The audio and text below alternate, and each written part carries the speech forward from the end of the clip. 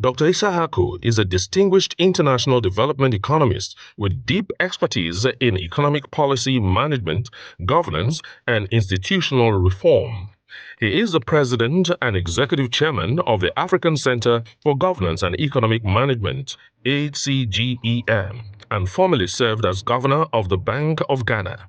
He has also worked with the World Bank, African Development Bank, UNECA, and CEO of the Ghana Export Development and Agricultural Investment Fund. He earned a doctorate in international affairs and development and has extensive experience in policy design, institutional restructuring, and governance reform programs across Africa. Ladies and gentlemen, welcome, Dr. Abdul Nasiri Sahaku. Because I'm coming from Ghana. And for us in Ghana, we see Ghana as shaped in the image of Nigeria. And for most Nigerians, I believe they share the sentiment that Ghana is a little extension of Nigeria. And I think that's very true. And the story goes, once when I was the governor of the central bank, I was invited to Nigeria here by the governor of CBN. Here you say CBN, Central Bank of Nigeria. In Ghana, we say Bank of Ghana. So when I got to the airport, the protocol and driver who were there to pick me up, I walked up to them and I said, I'm here. And they asked if I was the governor of the bank. I said, yes. But in doubt, they still picked me up in their car. And then someone called from the CBN and asked them, have you seen the governor?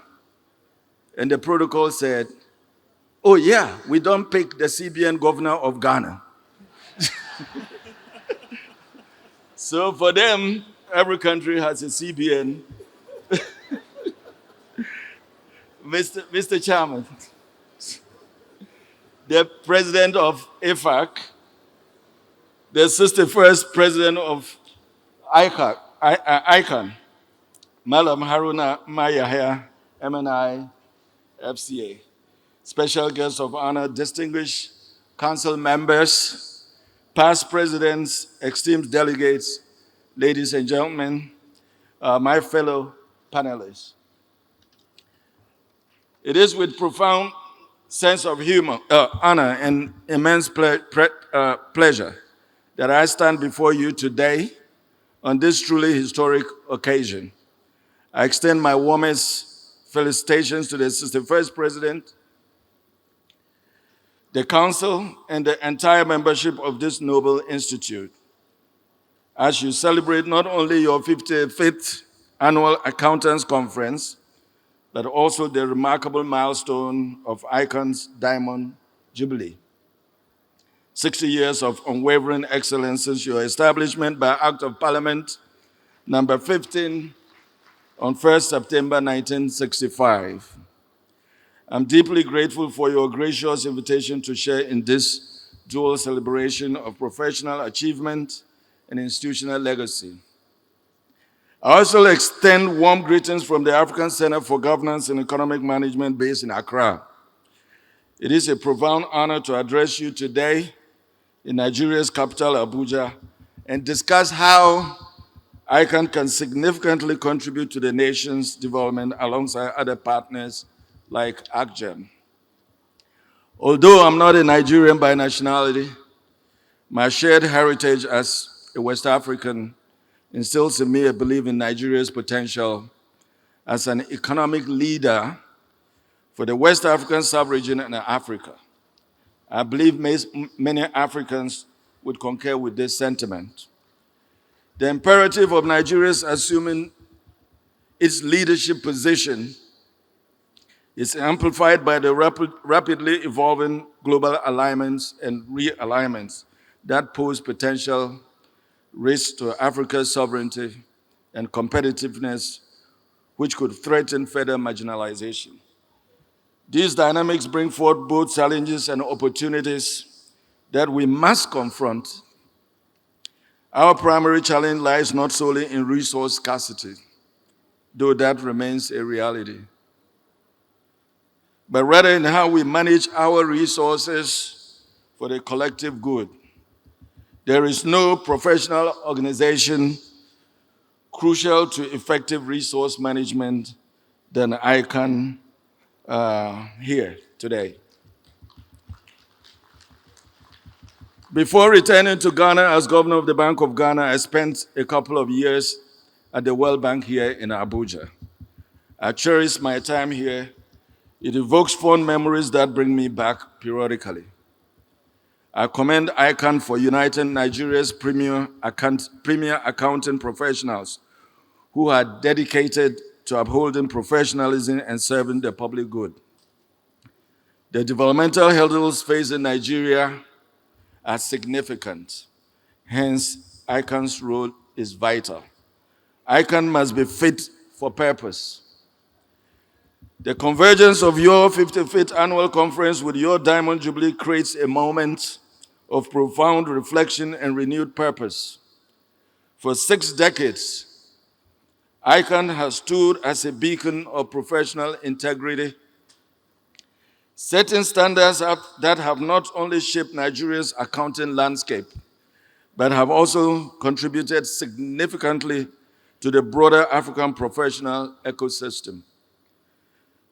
This anniversary is not merely a celebration of longevity.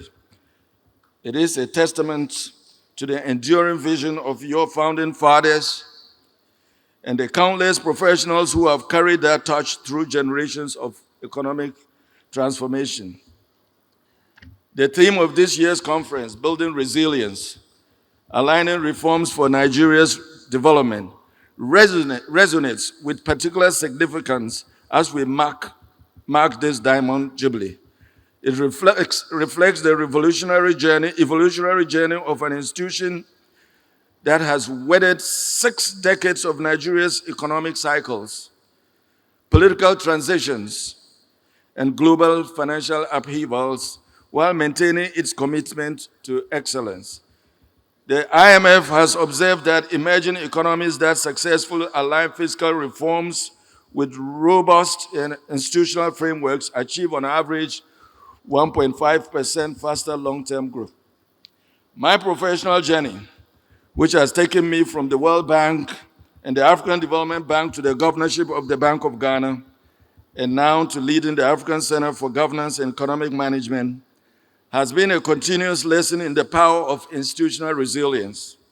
I've witnessed firsthand that resilience is not an abstract concept, and we heard that earlier today, but a tangible outcome achieved when sound policies are anchored by unwavering professional expertise and institutional integrity. This underscores a fundamental truth, which is that Nigeria's reform efforts, guided by institutions like ICAN, are not only pivotal for national progress, but also serve as a cornerstone for Africa's collective story of resilience and prosperity. Therefore, a robust and credible ICAN is well positioned to enhance fiscal discipline, restore investor confidence, mitigate corruption, and improve the effectiveness and efficiency of delivery. ICAN's mandate lies fundamentally at the intersection of ethical governance and development. One of the core mandates of ICAN, which states that it should act as the guardian of trust and integrity within Nigeria's fiscal governance systems, resonates and converges very well with AGGEM's main mission. In an era marked by overstretch and limited public finances, pervasive leakages, and institutional distrust, ICAN serves as a bridge between promise and effective developmental outcomes. Ladies and gentlemen, I would like to take this opportunity to introduce Professor Oke Onyejekwe. Over there, that's him. He's one of the great institutional builders that I've met in my working career. Our paths crossed decades ago when we both worked at the United Nations Economic Commission for Africa, UNECA, in Addis Ababa, Ethiopia. where he was the Director of Governance and Development Policy and Management. Our professional and personal relationship continued when I left the UNECA for African Development Bank, the World Bank, and then to the governorship of the Bank of Ghana. Here we are again at the African Center for Governance and Economic Management. The experiences I have gained from these assignments have solidified my conviction that sustainable growth is not driven by numbers alone, but by the integrity, ethics, meritocracy, competence, and foresight of professionals like the chartered accountants here gathered today. You are the architects who transform the blueprint of reforms into the enduring edifice of sustainable national development. As we celebrate ICAN's 60-year journey, we are reminded that history provides us with powerful lessons in institutional resilience.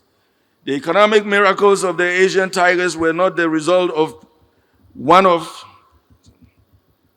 policy shifts, but of a relentless process of adaptation, innovation, and a commitment to long-term strategic goals supported by strong professional institutions.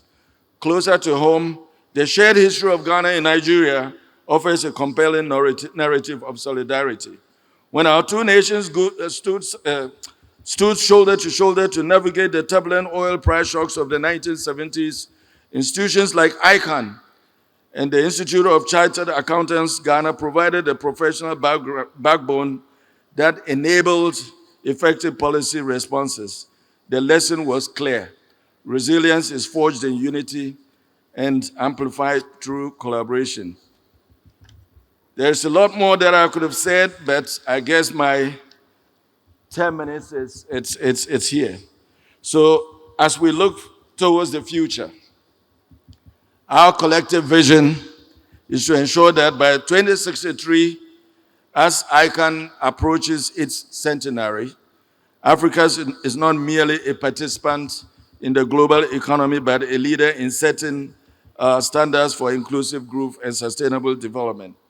This is the bold vision enshrined in the African Union's Agenda 2023.